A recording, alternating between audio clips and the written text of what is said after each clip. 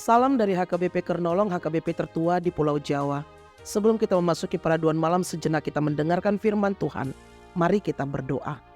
Kembali kami mengucap syukur kepadamu ya Tuhan, karena Engkau begitu baik dalam perjalanan hidup kami, yang menyertai kami hingga malam hari ini. Sebelum kami merebahkan tubuh kami ingin mendengarkan firman-Mu. Berfirmanlah ya Bapa, kami sudah siap mendengar. Ampuni segala dosa dan perbuatan kami. Hanya di dalam nama anak-Mu Yesus Kristus kami berdoa dan mengucap syukur. Amin. Firman Tuhan renungan bagi kita di malam ini sesuai dengan bacaan Almanak HKBP 2023, Kamis 22 Juni 2023, dari Injil Matius pasal yang ke-11, ayatnya yang kedua sampai ayatnya yang ke-6, dan yang menjadi pembimbing renungan ayat 6. Dan berbahagialah orang yang tidak menjadi kecewa dan menolak aku. Bahagia bersama Tuhan.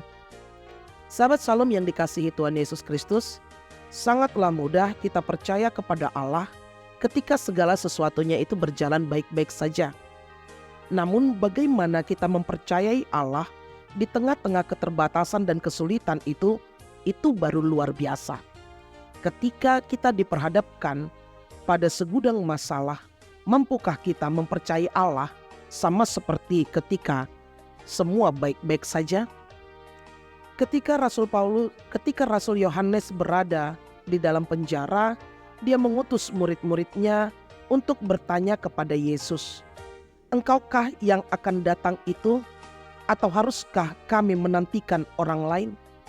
Saat itu Yohanes tampak meragukan kemesiasan akan Yesus, karena ia tahu bahwa Yesus adalah anak seorang tukang kayu. Padahal ia juga mengingat sewaktu Yohanes membaptis Yesus, Roh Allah sendiri bersaksi kepadanya dengan mengatakan, "Inilah anakku yang kukasihi, kepadanyalah aku berkenan." Sejenak Yohanes mungkin berpikir bahwa kalau ia Mesias, mengapa dia tidak membebaskan aku dari penjara? Padahal Yohanes pun berpikir bahwa ia begitu giat dan rajinnya dalam pemberitaan Injil. Menanggapi keraguan yang dialami oleh Yohanes, Yesus tidak menjawab ya atau tidak, melainkan dia menunjukkan akan keilahiannya supaya murid Yohanes memberitahukannya kepada dia.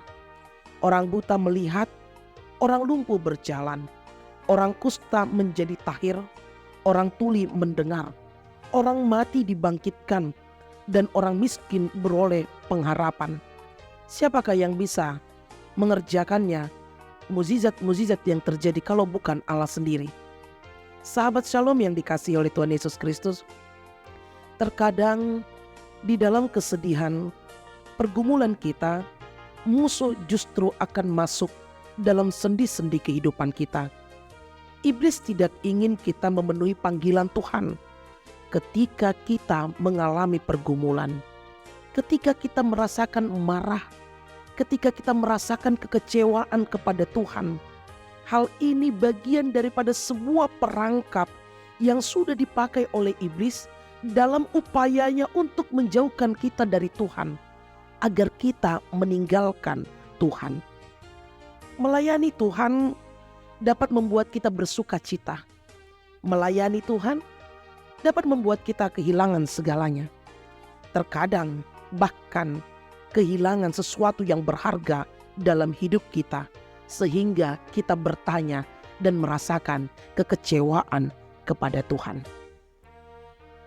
Ketika ini semua terjadi, ingatlah firman Tuhan yang mengatakan, "Berbahagialah orang yang tidak menjadi kecewa dan menolak aku." Karena itu, ingatlah, Tuhan akan selalu memberikan yang terbaik dalam kehidupan kita. Tuhan tidak pernah meninggalkan kita. Dia selalu ada, menopang menuntun kita, melihat kita, baik dalam sukacita dan di tengah-tengah pergumulan kita. Datanglah kepada Tuhan dan berserulah kepada Dia, maka Ia akan menjawab setiap pergumulan-pergumulan kita. Jangan ragu, karena janji Tuhan ya dan amin. Amin. Terima kasih Bapa atas firman yang telah kami dengar. Biarlah kiranya firman-Mu menguatkan kami untuk kami bisa menghadapi tantangan, pergumulan, kesedihan, sukacita di perjalanan hidup kami. Sehingga kami hanya mengandalkan Tuhan yang menjadi penopang, penuntun, dan menguatkan kami. Ampuni dosa kami ya Bapa. Hanya di dalam nama anak-Mu Yesus Kristus kami berdoa dan mengucap syukur. Amin. Anugerah dari Tuhan kita Yesus Kristus, kasih setia Allah Bapa, dan persekutuan Roh Kudus menyertai engkau semua. Amin.